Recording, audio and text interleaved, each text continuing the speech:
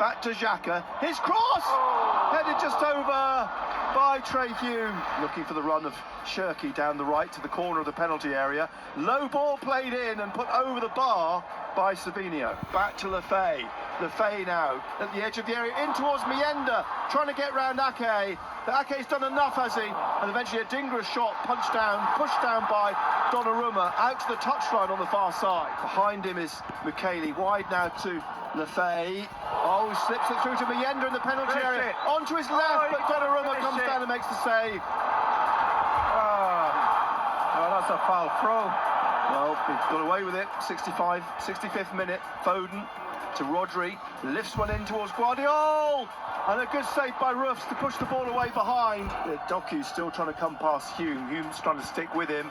Doku's got all the way through, and it crashes off Mukele's head. Now Alderete puts it over the bar. Isidore gets his head on it. Nunez puts it back down for Shirky to run on, try and get past Sirkin, pulls it back here behind Haaland. Guardiola trying to shoot, but it's a weak shot, it's blocked. And that is the story of Sunderland 0, Manchester City 0. A cracking game last night, Gary, and you've got to say, a deserved point for Sunderland as well. Deserved point. I'll tell you, excellent game, 0-0, but end to end. You know, the game had everything in it.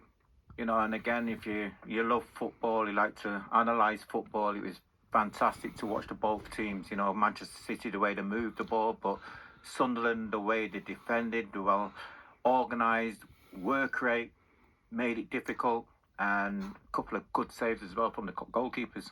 And as well, it's the ability to defend, I think, so resiliently as well. Of course, Manchester City had their chances. They hit the post when Gvardiol had that flick. But there was part of the game where it just never felt the ball was ever going to hit the back of the net.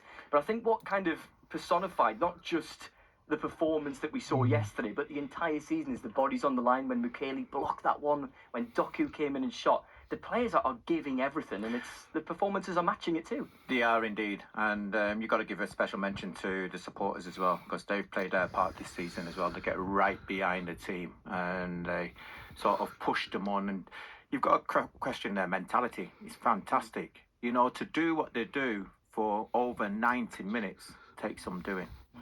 And Barnsley as well, going from just a few years ago when watching Sunderland playing League One to playing against Manchester City and putting in such a good performance like that. The rise and change of the club has just been phenomenal. Isn't it? I mean, it's the pace of it, the speed of it since, well, last summer. I mean, it was building last season, wasn't it, with the the build up to the playoffs. Then you had the remarkable Coventry City games and the game at Wembley. But then where it has really taken off was this summer and the recruitment. The recruitment has been pretty much spot on. I mean, 14 players have come in. They've pretty much got them all right. They've got some real gems. Robin Roofs, Noah Siddiqui. I mean, look, even Enzo Lefay. I know he came last season, but watching a reel of his passes from last night, he's exquisite. He's fantastic to watch. He's got a very delicate touch at times. He can he can zing a pass across the pitch. The only thing he lacks in his game, I think, is goals. I mean, but he is brilliant to watch. And I'm being unfair in a way now to others, because you could go through all 14, and maybe not Masuaku because he's not had a lot of game time. But again, last night, Mienda, I thought he played really well last night. We'll hear from him this evening. But again, I saw questions being asked, and where has he been since the end of August, which is when he last started the game, on the evidence of the game last night. So they're all in it together. They all have this spirit. They all have this drive, this ambition. I think it was telling that when I spoke to Dennis Sirkin after the game against Leeds on Sunday, they were disappointed that they'd drawn the game. Yeah.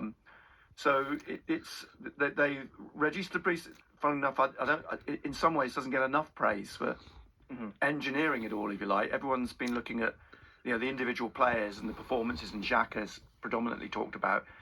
And Regis Debris sort of dips under the headlights a bit, and he. And I know he doesn't like the limelight. He prefers to stay in the background, but he's got to take a bulk of the credit for what they've achieved. Yeah, and when you see the way Sunderland set up yesterday, it was unbelievable.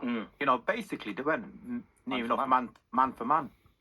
and it was, and you're thinking, wow, what's happening here? Trey But, Hughton playing in central midfield. you know, but Had like, Chowder at right back. It was as Nick said, you know, he spoke to the players after the game, and they would have told you that they sat down and they went through because we played Manchester City a few weeks before, and they went through the video and highlighted where their strengths are and weaknesses. And I'll tell you what, he got it off to a T. Mm-hmm. Should we hear a little bit from what Regis Labritas had to say, Barnsley? Because I can imagine he's just on cloud nine and continues to be. You can imagine he's on cloud nine. You'd never know it from his answers. But there you go. Here's his reaction to the draw. We showed